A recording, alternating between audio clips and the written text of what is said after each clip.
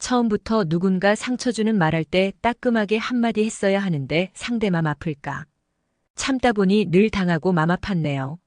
아르투어 쇼펜하우어는 염세주의 철학자로 유명하지만 그의 철학에는 고통을 줄이고 삶의 만족을 찾는 방법에 대한 통찰력이 담겨 있습니다. 다음은 그의 주요 조언입니다. 1. 욕망을 제한하라. 쇼펜하우어는 욕망이 고통의 근원이라고 믿었습니다.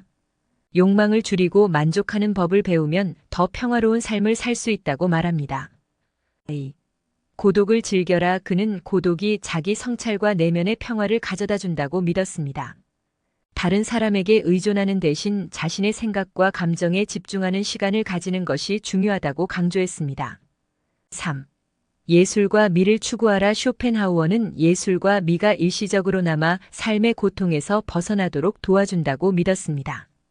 음악, 미술, 문학 등 예술 활동에 참여하거나 감상하는 것이 삶의 질을 향상시키는 방법이라고 말합니다. 4. 독서를 통해 지혜를 얻어라. 그는 독서를 통해 다른 사람들의 생각과 경험을 배우고 자신의 삶에 적용할 수 있다고 믿었습니다. 특히 고전 문학과 철학 서적을 읽는 것이 중요하다고 강조했습니다. 5. 동정심을 가져라. 쇼펜하우어는 타인의 고통에 대한 이해와 동정심이 우리 자신의 고통을 줄이는 데 도움이 된다고 믿었습니다. 다른 사람을 돕고 연대하는 것이 삶의 의미를 찾는 방법이라고 말합니다. 6. 죽음을 명상하라. 그는 죽음에 대한 명상이 삶의 가치를 깨닫고 현재에 집중하도록 도와준다고 믿었습니다. 죽음을 두려워하기보다는 삶의 유한함을 인지하고 매 순간을 의미 있게 살아가는 것이 중요하다고 강조했습니다.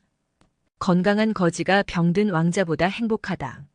스티브 잡스는 췌장암으로 투병하며 막대한 부와 명예를 누렸지만 건강 악화로 인해 CEO 자리에서 물러나야 했습니다.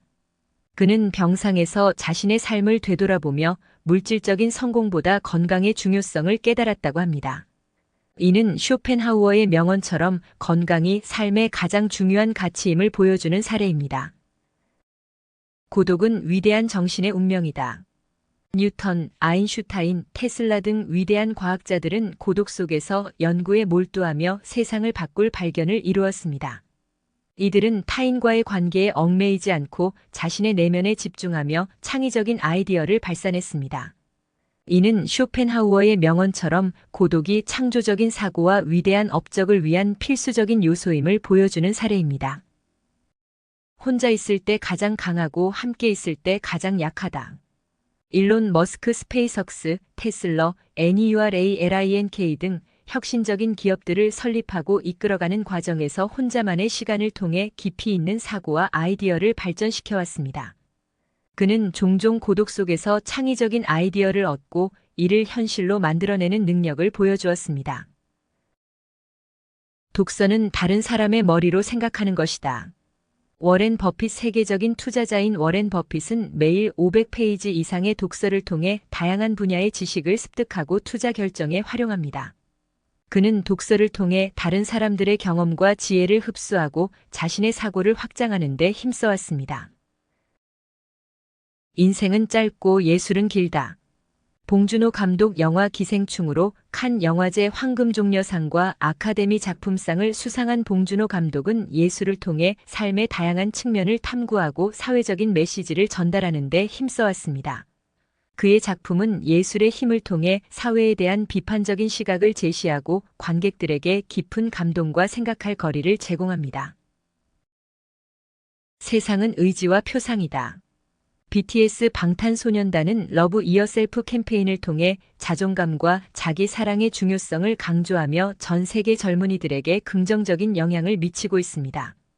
그들은 자신의 음악과 메시지를 통해 세상을 바꾸는 힘을 보여주고 긍정적인 변화를 이끌어내는 데 앞장서고 있습니다. 쇼펜하우어의 조언은 다소 염세적으로 보일 수 있지만 그의 철학은 고통과 불행을 줄이고 삶의 만족을 찾는 방법에 대한 실용적인 지혜를 제공합니다. 그의 조언을 통해 삶의 어려움에 대처하고 더 평화롭고 의미 있는 삶을 살아갈 수 있을 것입니다.